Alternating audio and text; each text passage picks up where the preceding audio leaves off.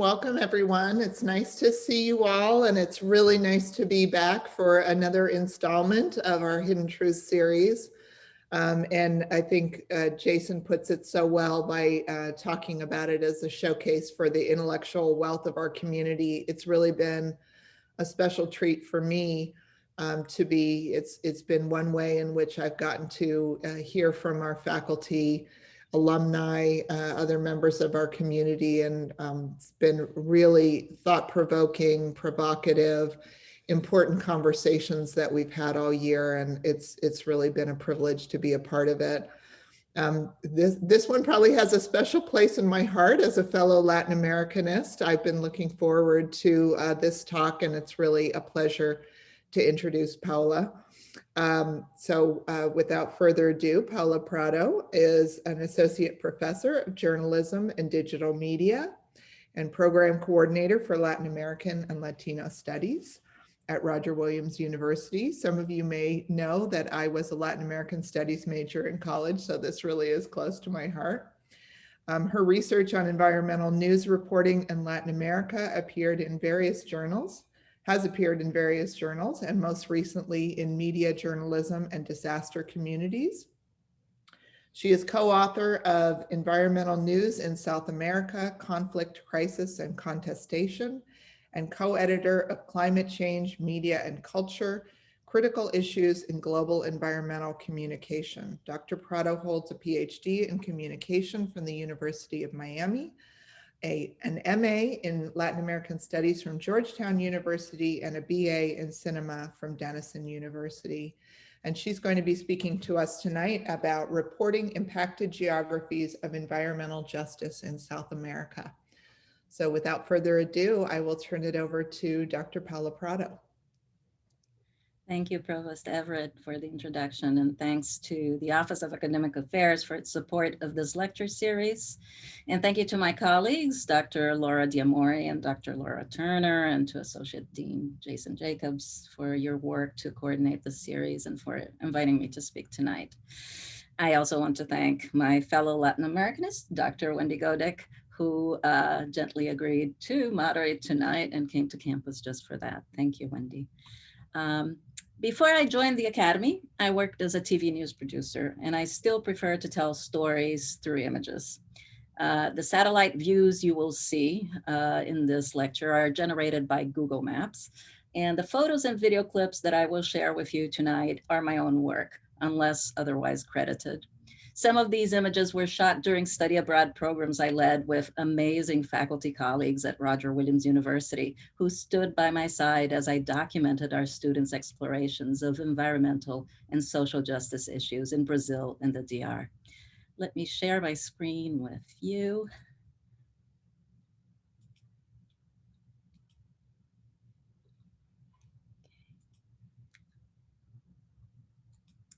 So tonight, I invite you to join me on a journey to the Southern Hemisphere. It is here in the Latin American region that is my native home that my research colleagues and I dedicated the past decade to study Latin American news coverage of the impacted geographies on the front lines of environmental risk. Our research journey started on the shores of the Uruguay River.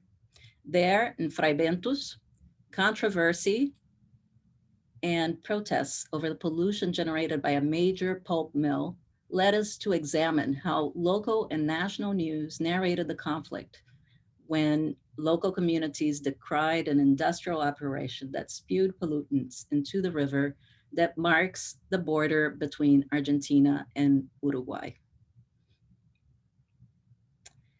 Next, we examined how local news reported the contamination wrought by oil exploration of lakes and rivers in the Amazonian rainforests in Ecuador, home to indigenous populations. The oil fields in the Lago Agrio canton, operated and eventually abandoned by Texaco, then acquired by Chevron in 2001, became the subject of a protracted dispute after the oil giant dumped toxic wastewater and crude oil in open air pits and rivers, sparking an epidemic of cancer and birth defects among the indigenous population.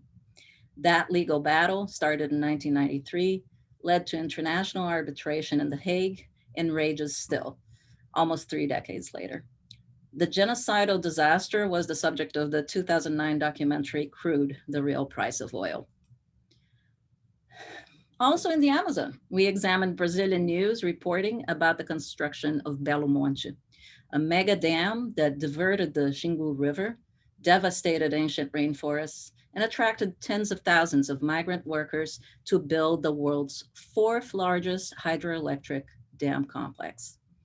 Later, and also in Brazil, somewhat unexpectedly, we found ourselves compelled to research news reports about the collapse of tailings dams at iron ore mines in the mountains of the state of Minas Gerais.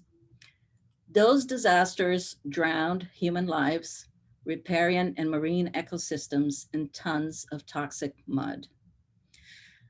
North of the equator, on the Caribbean island of Hispaniola, we sought to understand how news cycles narrate or silence the story of continued ongoing deforestation and strife at the border between Haiti and the Dominican Republic. From the shores of the Uruguay River through the Amazon forest in Ecuador and the mighty rivers of Brazil, and from the Caribbean mountains to the arid soil of the Atacama Desert in the Andes, our research returned consistent results about news coverage in Latin America. News accounts of the disasters and crises wrought upon the environment all shared a similar pivot point. In each case, we found that extractive multinational projects posed tremendous environmental risk that spiked crisis, conflict, or controversy. In every case, our research found extractivist operations that sowed contaminants into rivers, streams, aquifers, and the communities whose livelihoods depend on the watersheds. In every instance, these were transnational ventures. So although I'm here as a Latin Americanist to tell you about my research in the region, the story I bring you is a global story, one in which all of us are involved, if not complicit. In the time I have tonight, I'd like to share with you some overarching patterns that emerge clearly over time. I will first briefly introduce 3 cases to illustrate what local and national news reported and what they failed to report. Next, I will outline some of the obstacles that prevent Latin American news outlets from producing comprehensive news accounts. Lastly, I will bring you back to Rodi. We know from research that the primary way the public learns about environmental risk is through the news media. Agenda setting theory tells us that the news media does not tell the public what to think, but rather what to think about. A corollary might be that the stories the news media fail to tell remain out of sight and out of mind. They are, as the title of this lecture series tells us, hidden truths. Let's take a closer look at some of what's hidden in plain sight. These drone images shot above the Atacama Desert in Chile show the salt flats and the otherwise arid terrain atop the Cordillera de los Andes on the Inca Trail. Glacial patches of snow and ice straddle the border with Argentina, protected by the high mountain peaks, sparsely inhabited. The remote mountains in pristine air preserved intact, ice reserves, and vast amounts of clear, pure water bound in a perennial cycle where snowfalls and bracing winter temperatures naturally replenish the spring melt. In the villages of the Huasco Valley below, home to the sacred ancestral lands and burial grounds of the indigenous Diaguitas, the watershed irrigates farms and supplies households. This green strip of land is where the balanced water storage and release ecosystem shimmers in stark contrast to the arid Atacama, which you see beyond. And in this area, a struggle over water rights took hold. So if you go through the village, you'll see graffiti scrawled on the walls to protest a 21st century gold rush.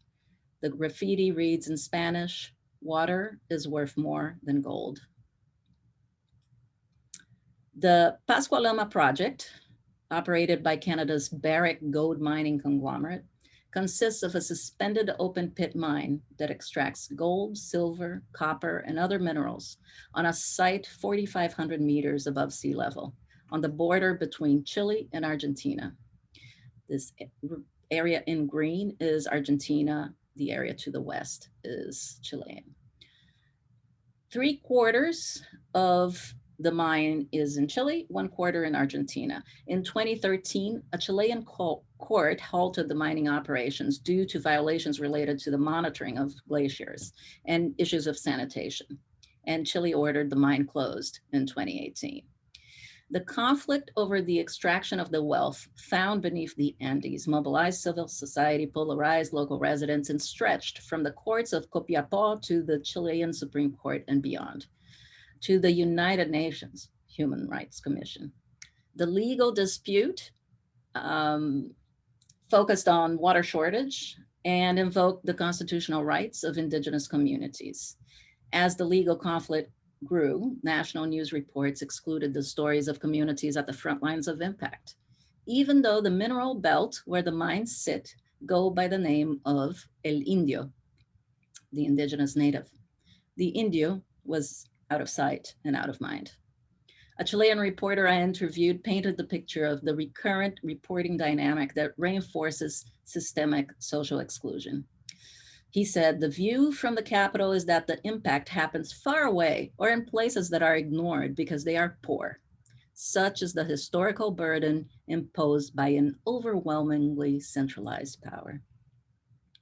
Across the South American continent and Brazil, mining operations also made news when 2 tailings dams in the state of Minas Gerais collapsed less than 3 years apart. The mining operations in Mariana and Brumadinho were both run by Vale to extract iron ore. Vale is a private sector transnational mining conglomerate headquartered in Brazil that operates in 30 countries.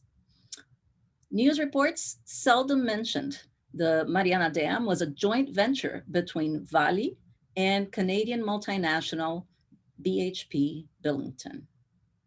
Elsewhere in Brazil, nearly all 87 upstream dams share the tailings dam design that potentially hides similar structural flaws.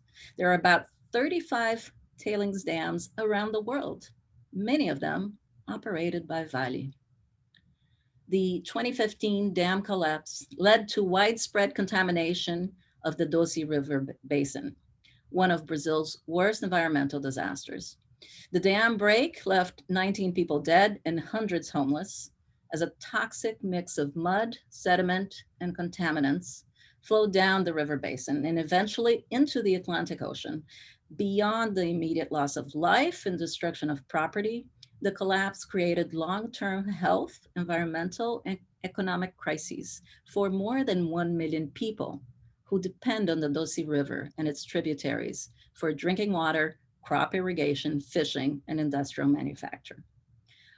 Water service was suspended for several cities, towns, and villages as tons of mining debris flowed downriver.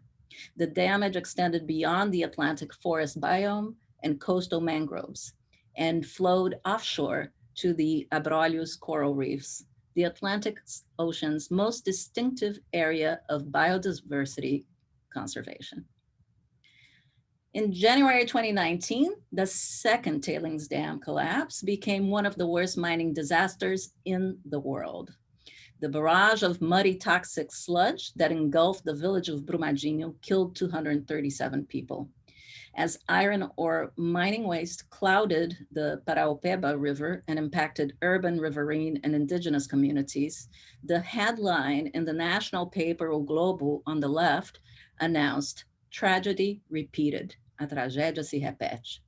And the headline of Estado de Minas, the main newspaper in the state where the tragedy happens, blared, "Another crime, outro crime." In both cases, news reports about the concerns of the victims were few. Immediately after the daybreak, episodic reports focused on the loss of life and rescue efforts. Very soon, press reports focused on the economic impact to the state, not the people. Estado de Minas described the 15-meter high toxic wave that flooded 153 homes as a mud tsunami, which left, quote, "a stain on the economy," unquote. The ensuing water crisis prompted more than 300,000 people to rely on bottled water, to abandon subsistence farming for fear of iron and manganese contamination. And among the affected were the indigenous Krenak people, for whom the Dosit River was a source of sacred waters. Their spiritual practices, as well as their livelihood, were dismantled by the toxic spill, and underground water sources, fisheries, fauna, and vegetation. These ecosystems are likely compromised over the long term, if not in perpetuity. And yet, within days, the narrative arc moved on from the testimony of victims and recovery efforts. Absent in the press were any analysis or recommendations of how to address lax and ineffective environmental regulations. The lack of focus on environmental impacts would be surprising given the risk, were it not for the prominent role of mining in the economy of the state. Vale is the fifth largest political donor in Brazil and a primary source of employment in the state of Minas Gerais. Framing the dam collapse as a disaster rather than repeated corporate criminal negligence effectively removes any sense of accountability for the mining conglomerate that operates worldwide. Everywhere we looked, we found that those most affected by the risk of extractivism, the indigenous, the dispossessed, were repeatedly excluded from news stories. Amazonian, indigenous, and riverine populations at the front lines of deforestation received only occasional mention in the press. Francisco Weiss is the leader of a group called Grupo Consciência Indígena. Professor Jeremy Campbell introduced me to him. And he speaks here in this clip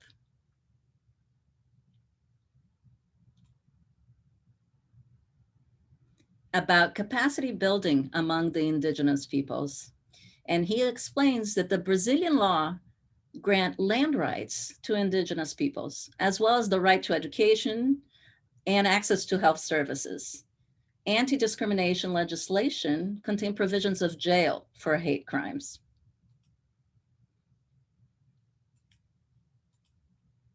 And yet, illegal logging and mining operations throughout the Brazilian Amazon encroach on reservation lands unimpeded.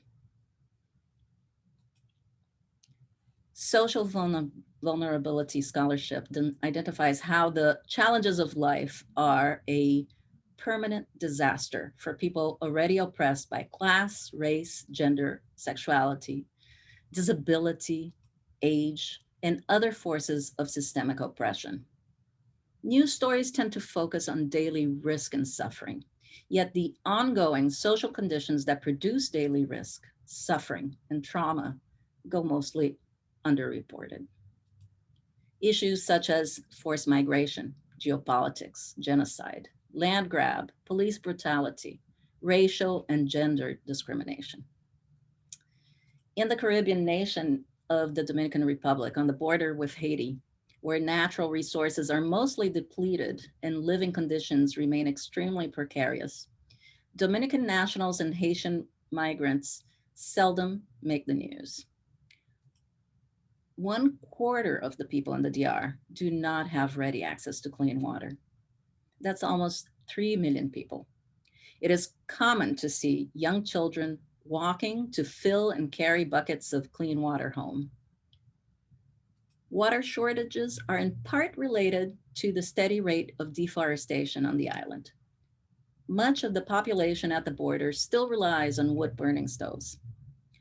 The Dominican Republic has launched reforestation programs, and this satellite image shows the stark contrast between the Haitian side on the west, the barren side, and the Dominican Republic on the east, the forested side, where the border is the Libon River.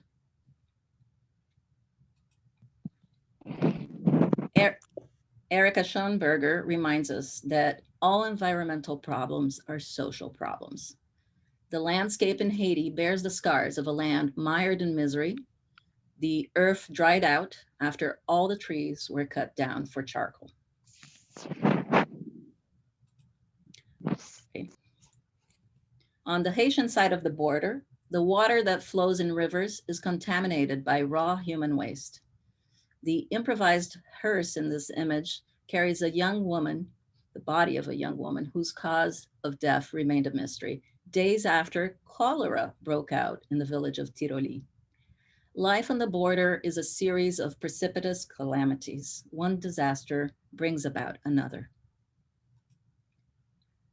So on the other side of that border in the Dominican Republic, second growth forests fuel sawmills.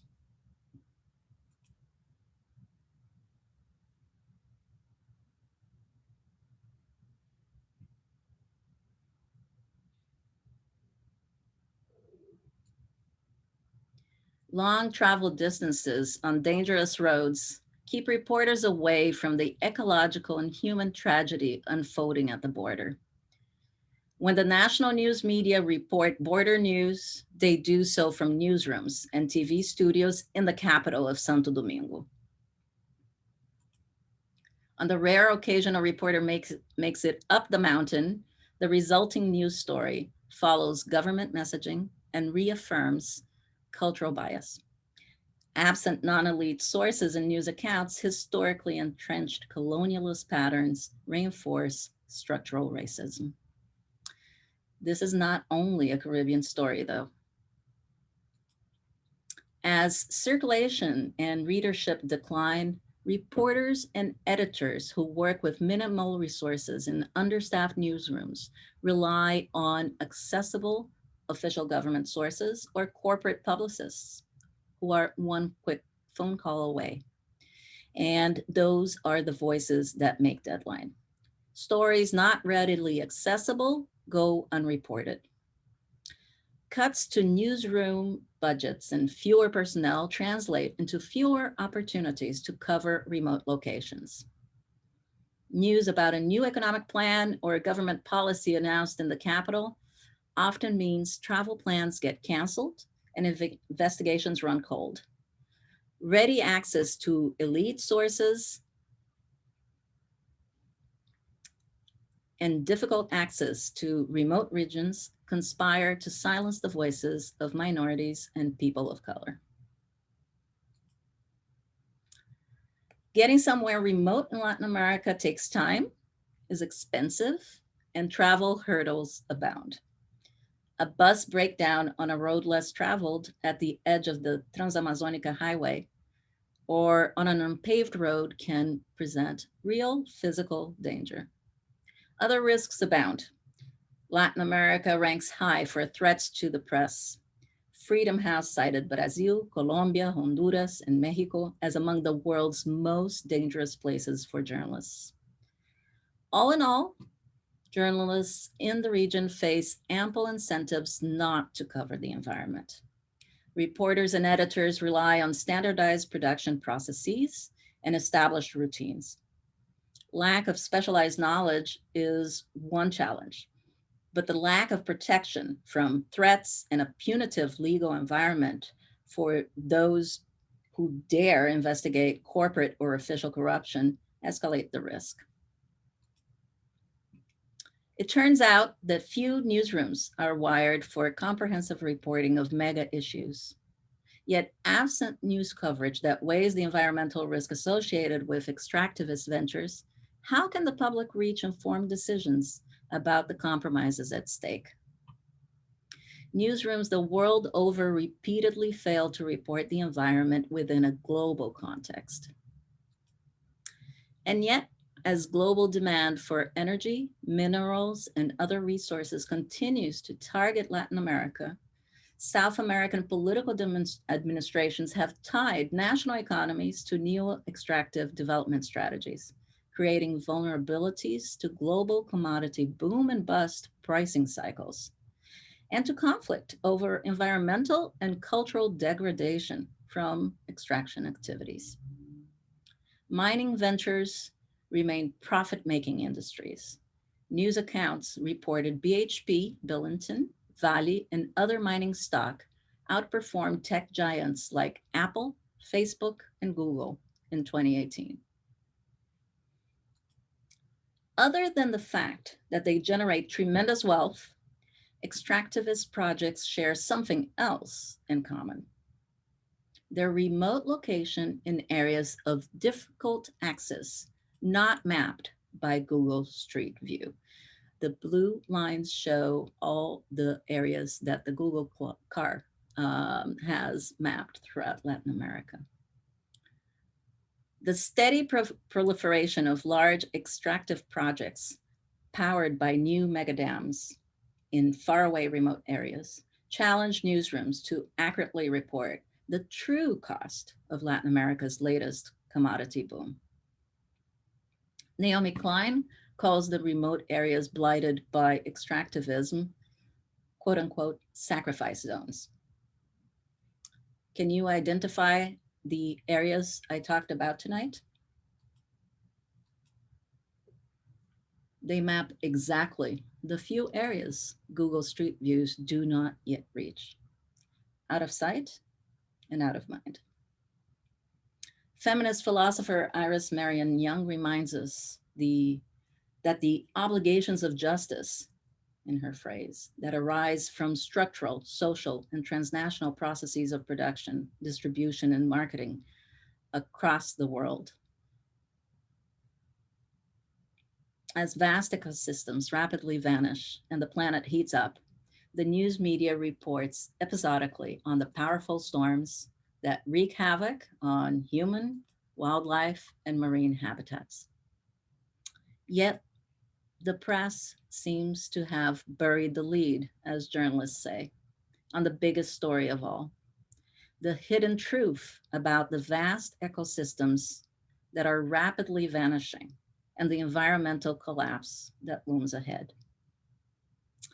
On the few occasions that the press does mention the long-term effects of what is happening, oftentimes those that reporting is tied to the appearance of Greta Thunberg or other celebrities, eco celebrities, at meetings where, like COP, where um, basically different governments come together to discuss Paris Agreement and those kind of benchmarks.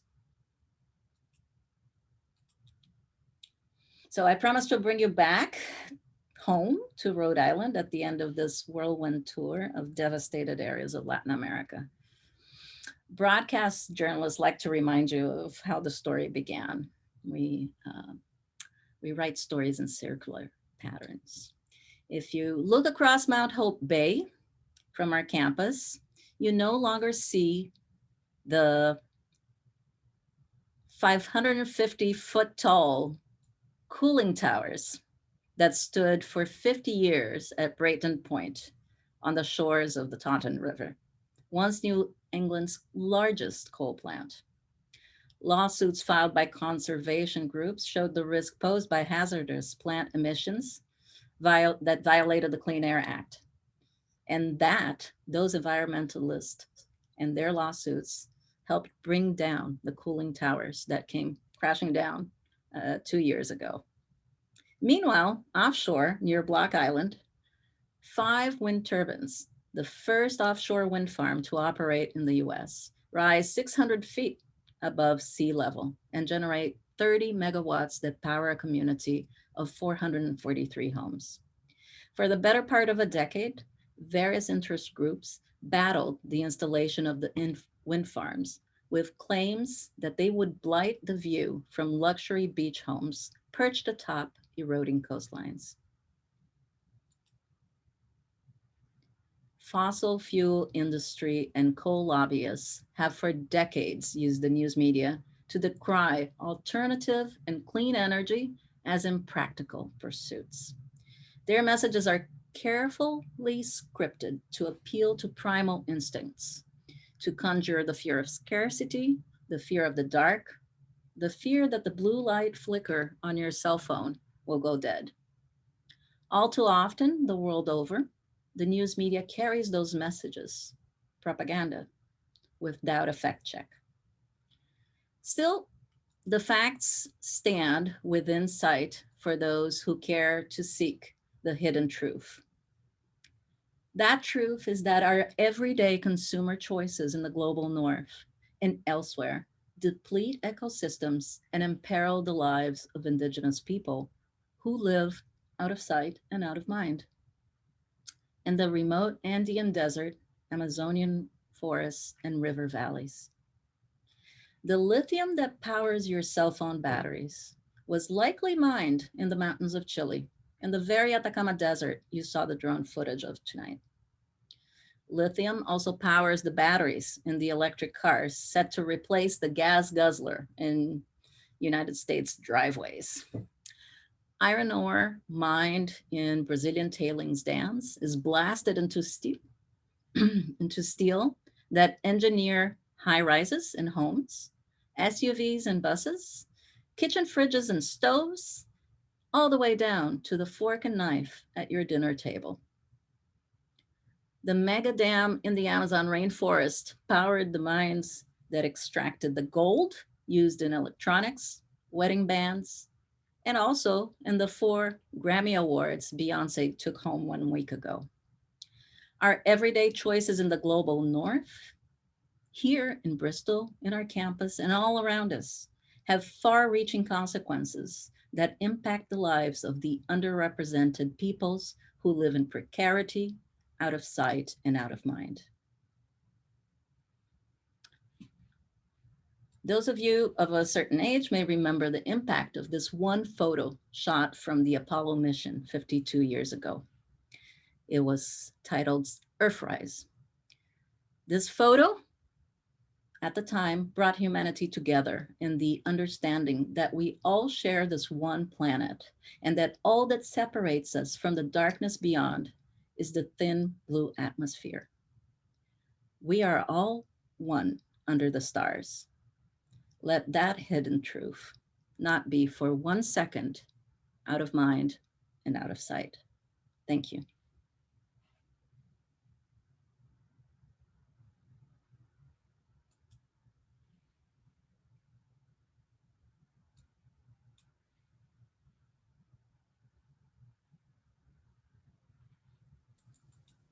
So thank you very much. Wendy, I guess maybe you have some questions Yes, for thank us? you so much, Dr. Prado.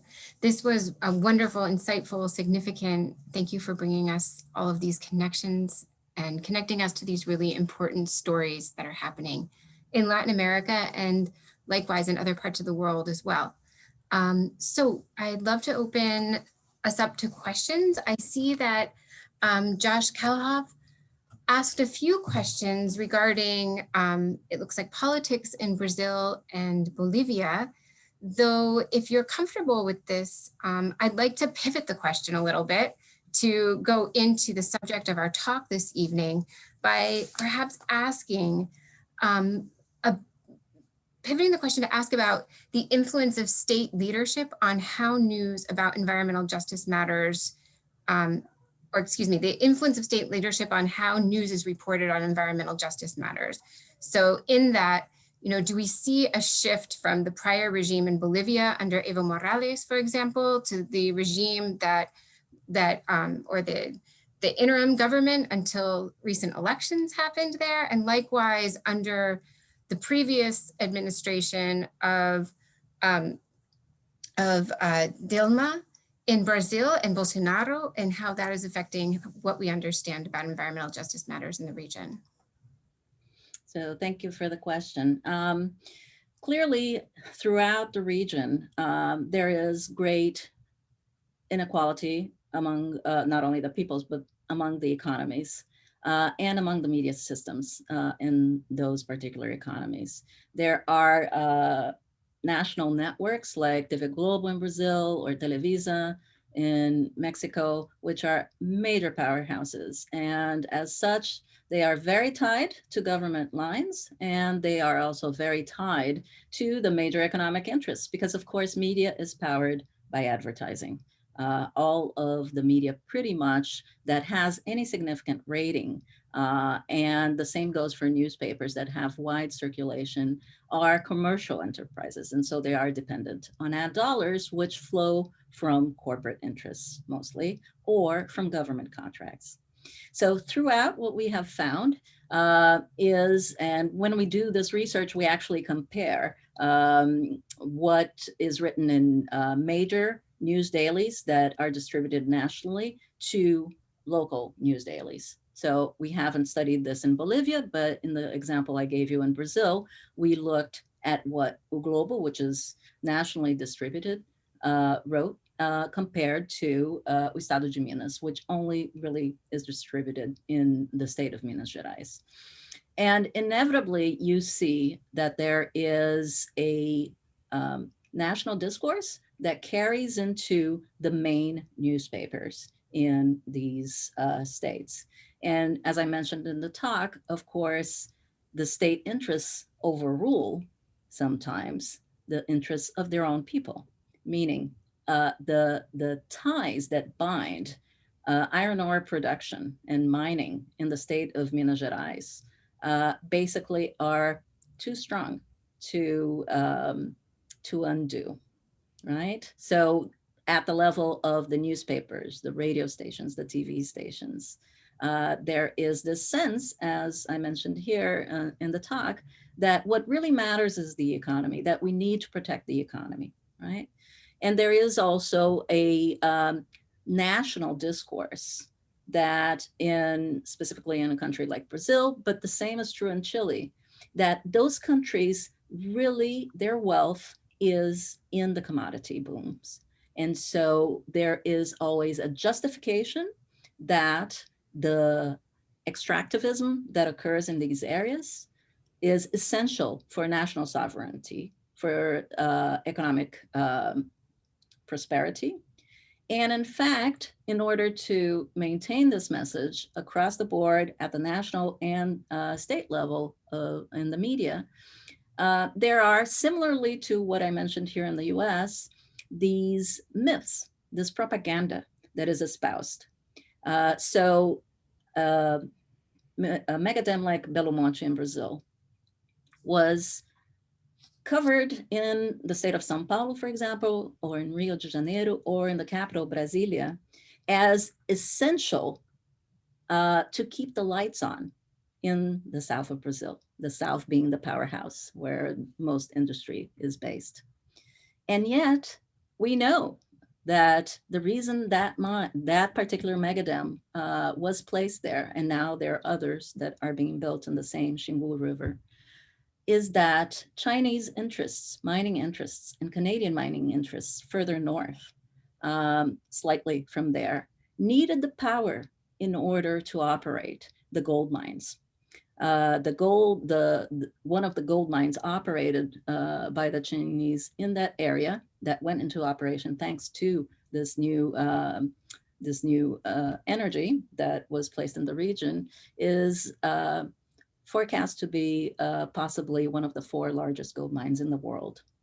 So truly, the electricity is not meant for the people. The electricity is meant as part of the economic formula in the economic equation on which the political powers that be do depend.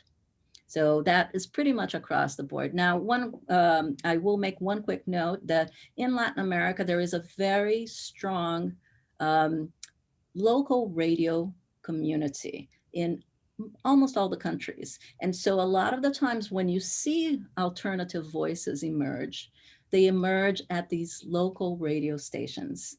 And there's an association called AMARC that brings them all together and connects them so that they can collaborate in sharing resources because, of course, they are underfunded. and they are usually operated by volunteers for the most part.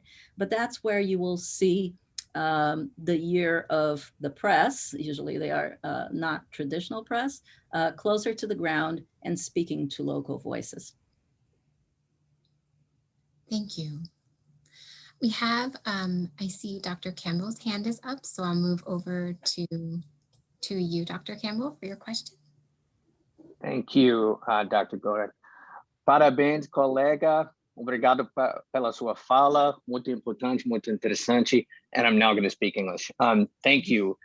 So much to unpack. And actually, my question you anticipated. I think we share a brain, because I wanted you to talk a little bit more about where the counter narratives are, because there is, of course, the neoliberal establishment. It's an intellectual bargain. It's a class-based bargain, and it's transnational. But you've really gotten us really a wonderful understanding of how corporate and state kind of interests command the narrative. And yet you have radio, you have internet, you have, I think, Associate Provost Bosco asked in the chat about social media, these cracks, these ways in which information ecologies are changing from the ground up, sideways, et cetera. So, the people with whom I work, who work in the Tapajós region right next to the Xingu, actually stared down a dam project through hustling with blog posts,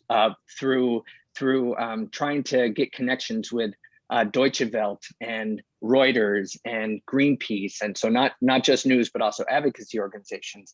And they were successful in sort of making one of these dams that was promised to bring green development, that was promised to bring all these wonderful things, halted.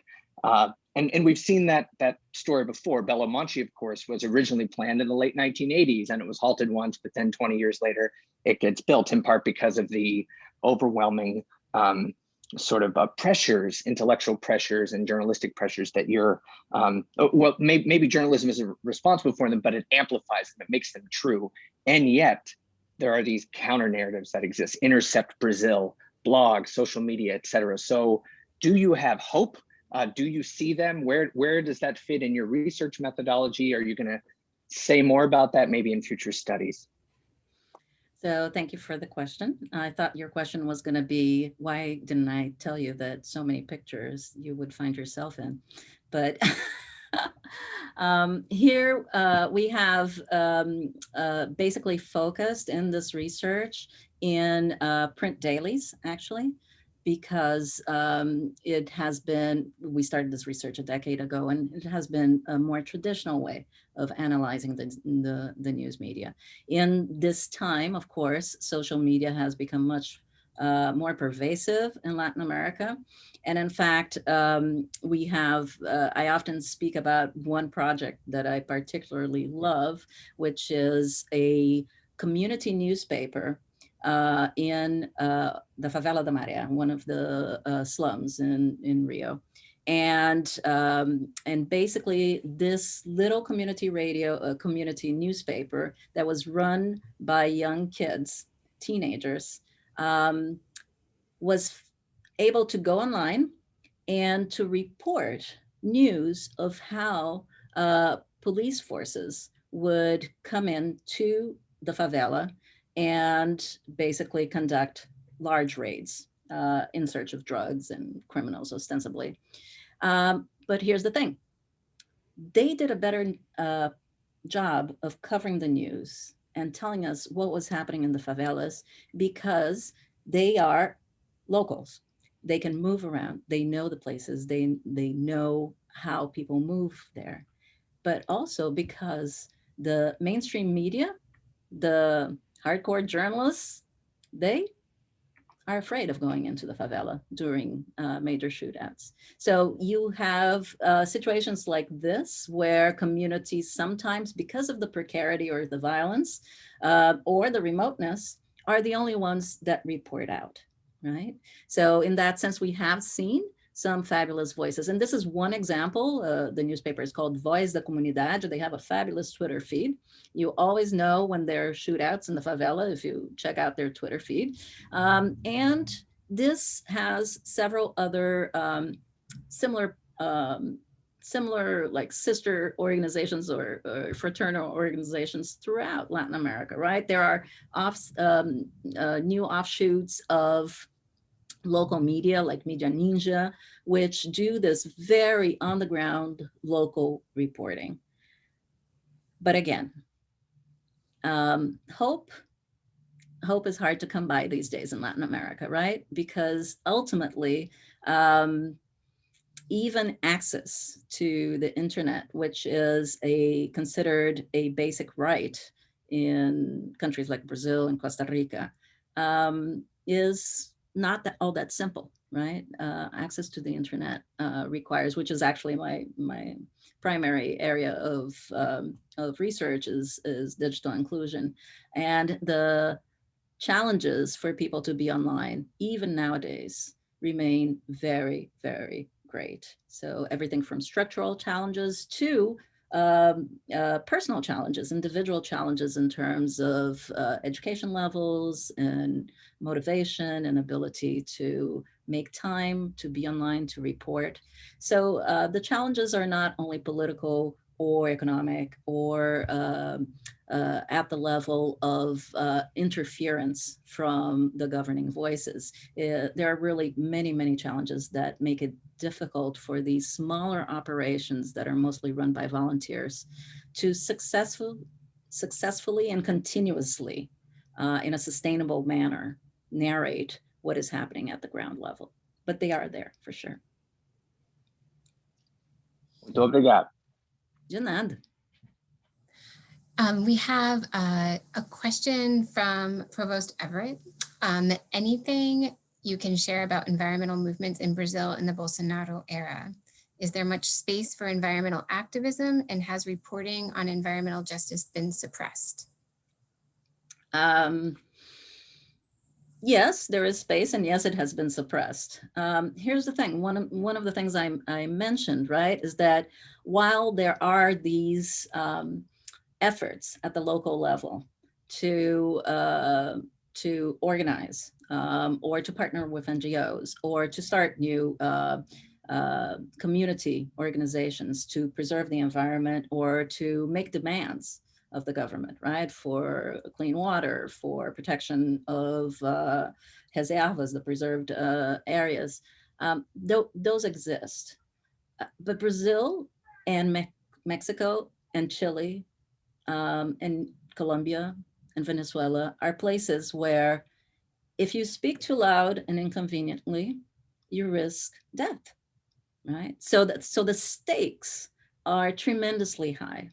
And the people who do this work are truly heroes. They are incredibly courageous because we know of many instances. I mean, there's a famous case in Brazil that happened 1,100 days ago. And the reason I know that is because the partner of this woman, Marielle, who was a councilwoman, a local councilwoman, a Black councilwoman, and was shot dead in a drive-by shooting that was basically an assassination, right?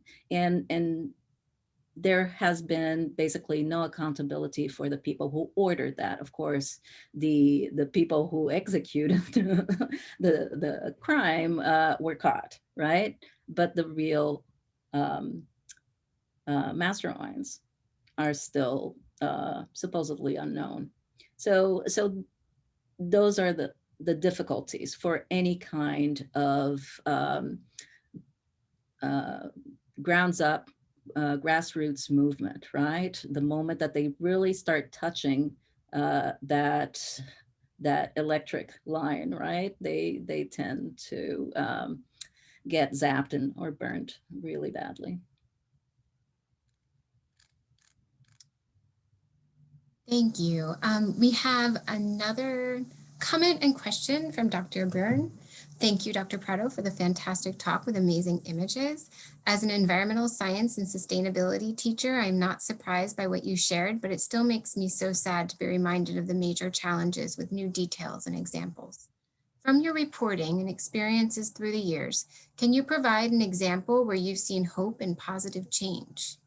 Which I know we were just talking about hope.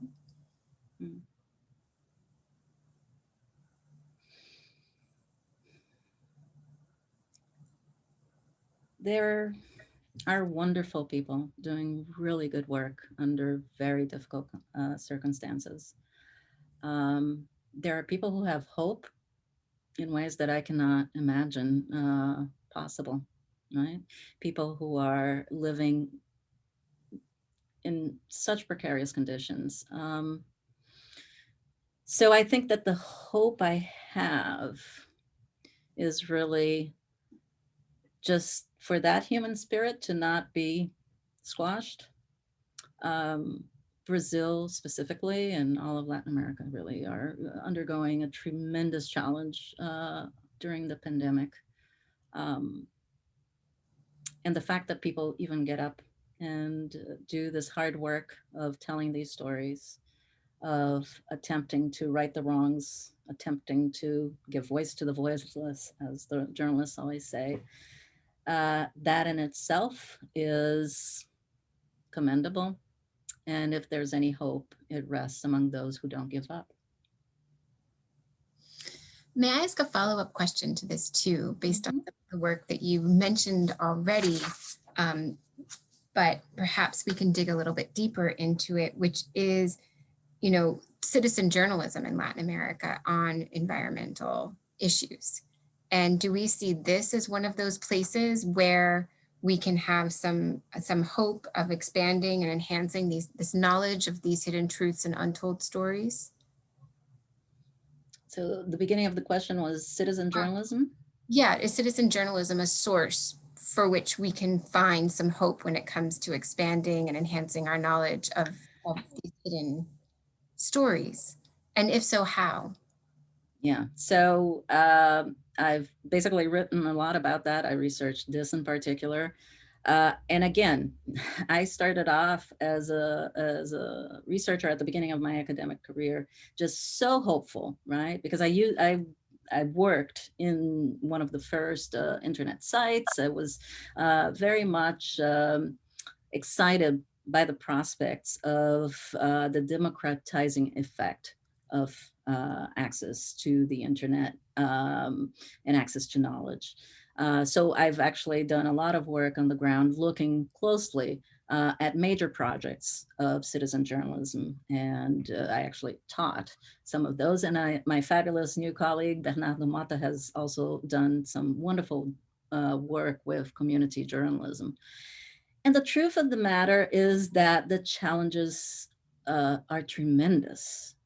And these are challenges of sustainability, right? So I've worked with governments that started very committed to projects to bring the internet to rural areas, to educate non-traditional reporters to report their reality.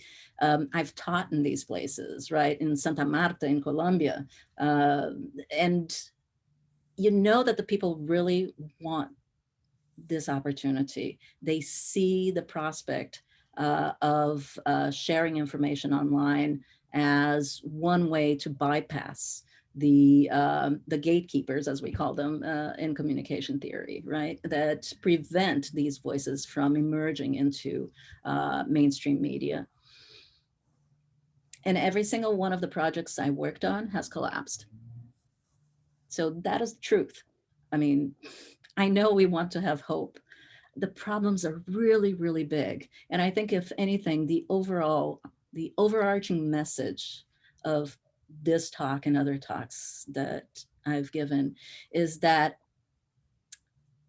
there is place for hope, but we must not lose sight of the overarching interests, the moneyed interests, the profit motive that is powering these humongous obstacles that occur not only in journalism, but in so many other areas with the environmental movement on the ground, with NGOs that are attempting to help in other areas.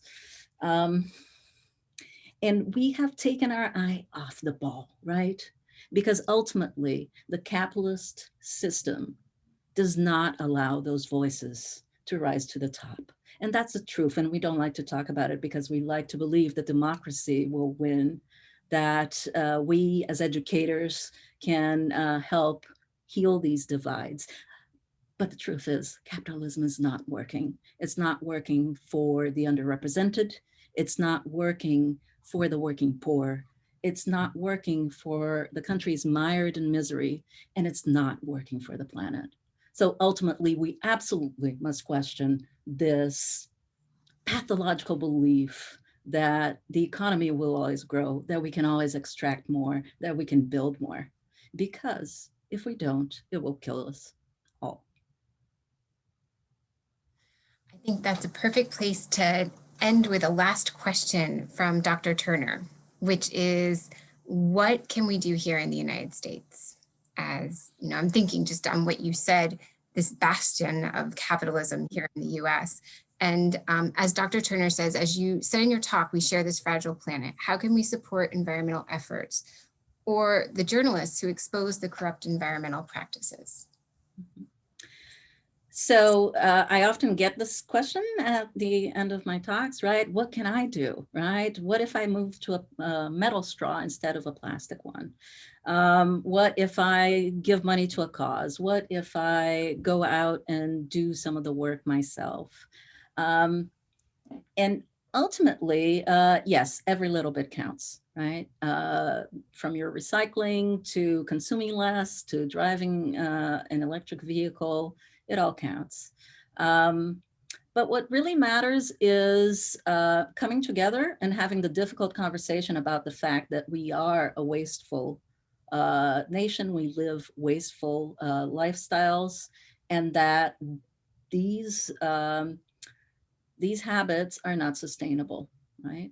So we can change all the fleets into electric vehicles. Well, as I mentioned, those use lithium batteries, right?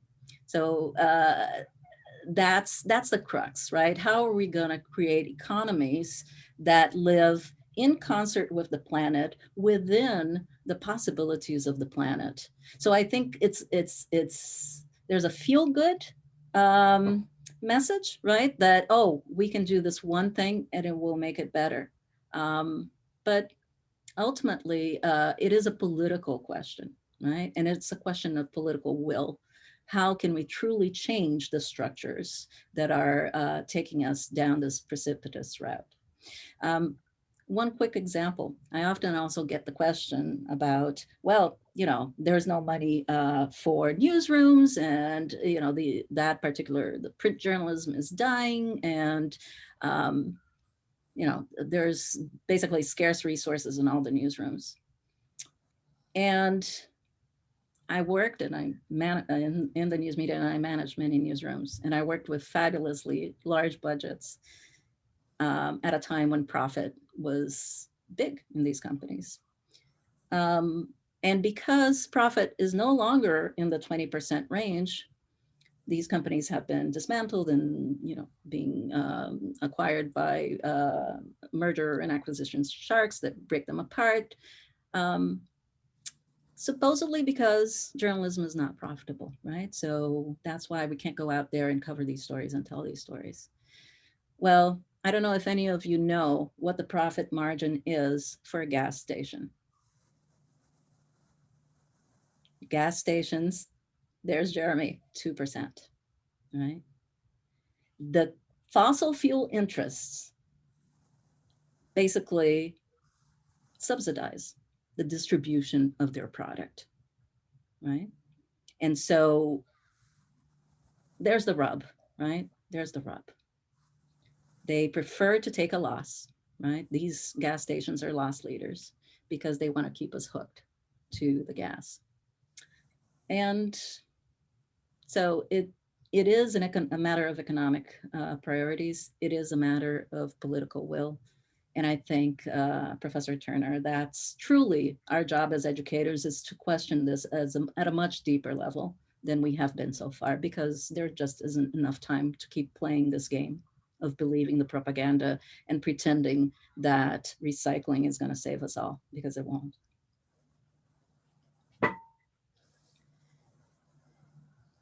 Thank you so much. It is 8 o'clock now, so I think we're going to close our our event for this evening. So a round of applause for Dr. Prado Thank you. so much.